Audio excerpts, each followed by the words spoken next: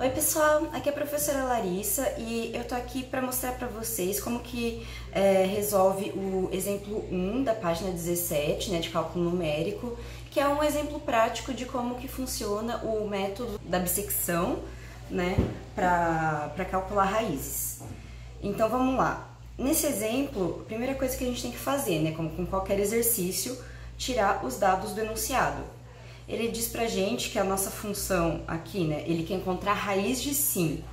Então, transformando, né, o valor de raiz de 5 num formato de uma função, né, como f de x igual a alguma coisa, ele deu pra gente esse x quadrado menos 5, né? Isso já tá no enunciado, então a gente só tem que transformar isso no nosso f de x, né, que é igualando x igual a raiz de 5, x quadrado igual a 5, então x quadrado menos 5 igual a 0. Né? No caso, 0 é o que a gente quer encontrar, porque nós estamos trabalhando com raízes, né? Ou seja, os zeros das funções. O exercício também deu que é um erro menor ou igual a 0,01 e ele já sabe que a raiz de 5 está no intervalo entre 2 e 3. Então, vamos lá. O que isso tudo quer dizer? Então, a primeira coisa que a gente vai fazer é tentar interpretar graficamente o que esse exercício quer. Então, vamos lá. Bom, então aqui a gente tem o nosso gráfico, né, da nossa função x ao quadrado menos 5. Não importa muito o desenho, o que importa são os seguintes dados. O primeiro, tá no nosso intervalo entre 2 e 3. O que isso quer dizer? Tá aqui no gráfico 2 e 3. A gente sabe que entre esses dois valores, né, que no caso é o nosso A e o nosso B iniciais, vai estar cruzando o eixo x, ou seja, a nossa função vai ser 0 no eixo y. Agora, a segunda coisa que a gente tem que analisar é quanto que vale a nossa função, o nosso f de x, para um x igual a 2. Então, vamos lá, vamos substituir. F de x é igual a 2 ao quadrado menos 5. 2 ao quadrado é 4, menos 5 dá menos 1. Então, é negativo. Então, a gente sabe que nesse intervalo aqui, o 2... Ó, ele tá com valor negativo aqui no y. E, logicamente, o nosso b vai estar positivo, né? Se quiser conferir, vamos ver, 3 ao quadrado é 9, menos 5, 4, então é positivo. Nossa, mas sempre vai ter um positivo e negativo? Sim, porque ele tá passando pelo zero, né? Tá cruzando o eixo x, então a gente só tem que saber se a nossa curva tá crescendo ou se ela tá diminuindo, né? Por isso, fazer essa verificação inicial, para saber mais ou menos o formato da nossa curva. Então, ok.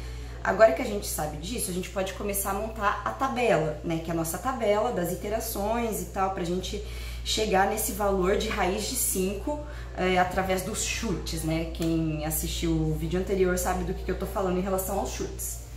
Então, vamos lá. Montando a nossa tabela, quais são os valores relevantes para ela, né?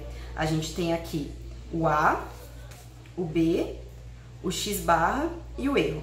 Então, vamos lá, o nosso A a gente já sabe que é o lado negativo, o B a gente já sabe que é o lado positivo. O que é o x barra e o erro? Vamos lá. O x barra é a nossa condição desse algoritmo da bissecção, certo? Esse passo aqui é um que vai variar de acordo com o algoritmo, se é de Newton, se é de Pegasus, não sei das quantas, enfim, esse aqui da bissecção, a gente faz que o x barra é igual a mais b sobre 2. O que isso quer dizer, olhando no gráfico? O que esse algoritmo faz ele sempre pega o nosso intervalo e diminui ele pela metade. E o x barra, no caso, vai ser o nosso próximo passo, como a gente calcula o próximo passo. Então, vamos supor, eu tô aqui entre 2 e 3. Então, o que a gente vai fazer? A mais b sobre 2, que é 2 mais 3, que é 5 sobre 2, que dá 2,5. Então, o 2,5 vai estar mais ou menos aqui na metade, certo? Então, esse aqui vai ser o meu primeiro x barra.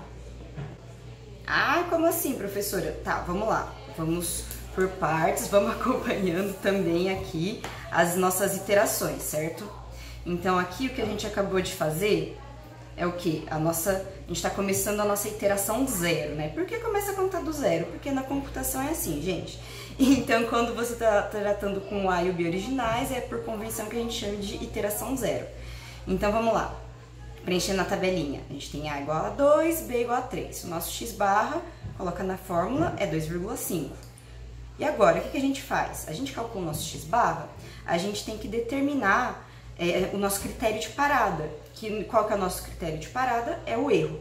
Como que a gente calcula o erro nesse método aqui? A gente faz B menos A sobre 2. O que isso aqui quer dizer? E o módulo, né? Porque não importa se dá negativo ou positivo. É o intervalo de valores que é pequeno o suficiente para respeitar o erro que o enunciado deu pra gente de 0,01. O que isso quer dizer graficamente? Nesse algoritmo a gente vai diminuindo cada vez mais o nosso conjunto aqui, onde a gente sabe que a resposta vai estar. A gente vai parar o nosso algoritmo, ou seja, a gente vai considerar, ok, essa resposta é boa o suficiente quando acontecer isso aqui, ó. A gente tem um determinado intervalo, o nosso x barra está no meio desse intervalo, o que quer dizer que a nossa resposta vai estar em qualquer valor aqui dos reais nesse intervalo. Só que eu não sei exatamente qual desses valores exatamente, mas eu sei que a maior distância que pode ter entre o valor certo e o valor que o meu algoritmo vai dar vai ser E, certo? Porque nunca o erro vai ser maior que isso aqui, tanto para o positivo quanto para o negativo. Então, é isso que essa conta faz. Você pega o teu limite do B menos o do A para você ter o tamanho total do seu intervalo, divide por 2, e isso aqui tem que ser menor do que o erro que o enunciado deu, ok? Então, é isso que significa o E. Agora, na prática, como que a gente calcula ele? Então, tá aqui, é B menos A sobre 2. Na iteração 0, o nosso é 3 menos 2 sobre 2, né, que é 1 sobre 2, que é 0,5.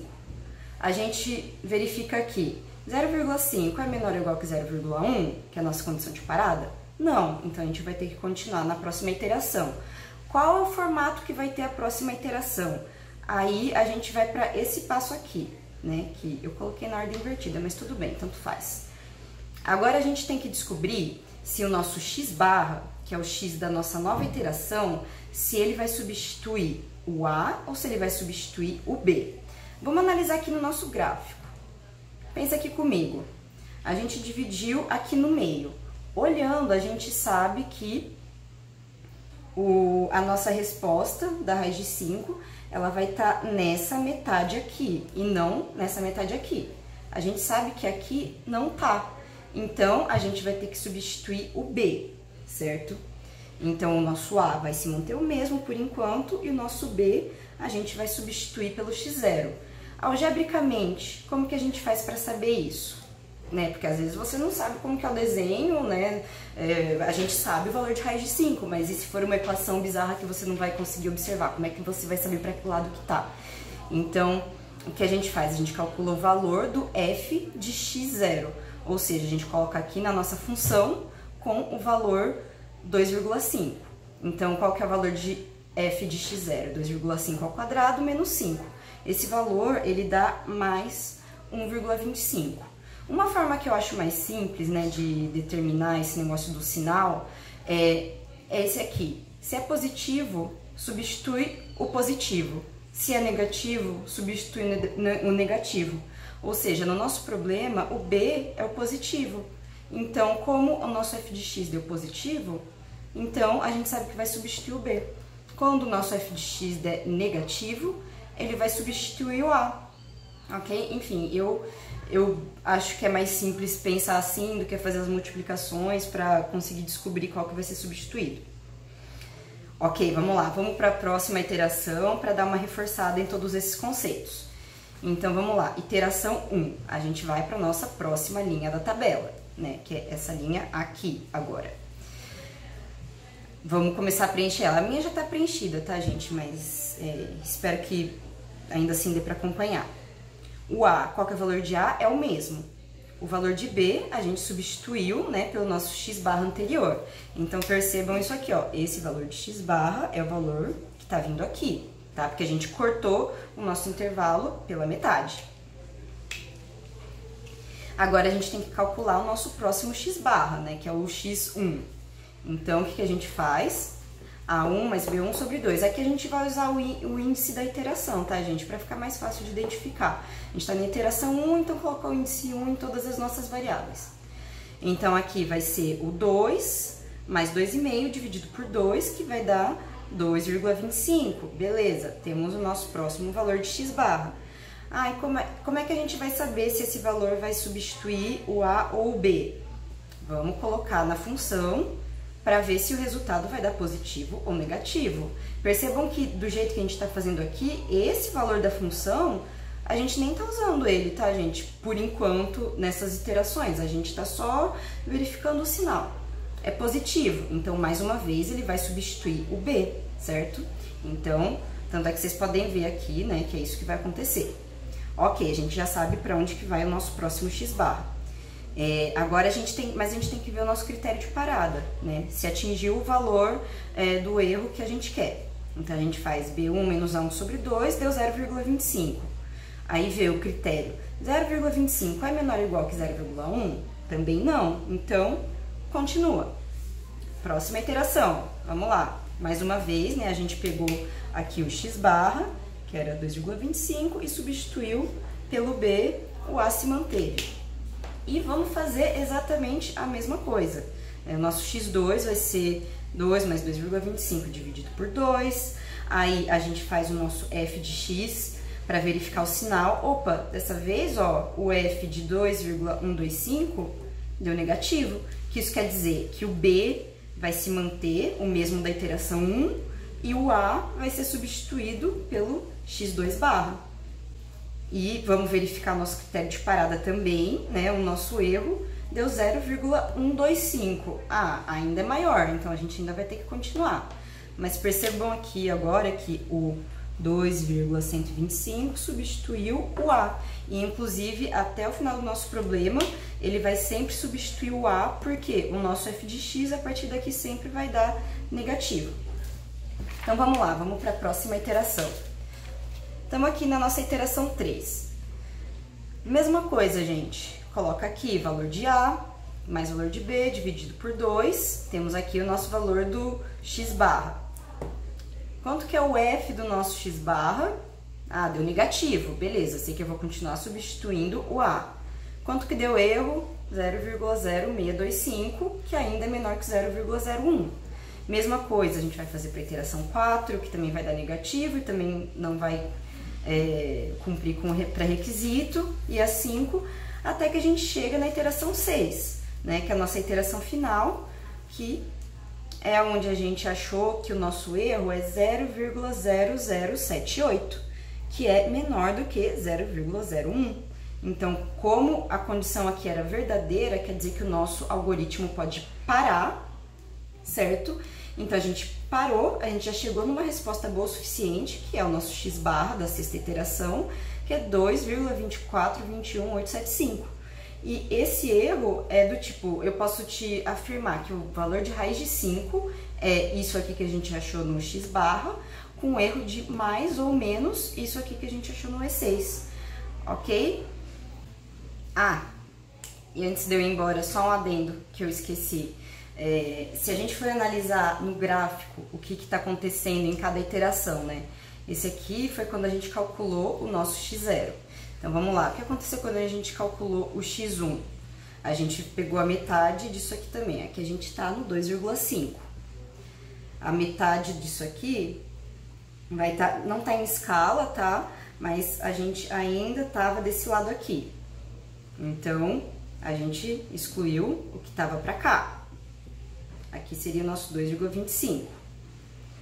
Aí, a gente dividiu ao meio de novo e foi pro 2,125. Aí, nesse caso, opa, deu negativo. Então, o que quer dizer que o que está pro A, a gente vai desconsiderar e o nosso intervalo vai ser esse. Então, vendo que esse jogo de sinal, ele vai fazendo o nosso intervalo e diminuindo até chegar... aí divide pela metade de novo, até chegar cada vez mais perto da nossa resposta, que é o valor de raiz de 5, ok? Bom, gente, é isso. Eu espero que esse vídeo ajude a esclarecer um pouco como que funciona esse método numérico e até o próximo vídeo.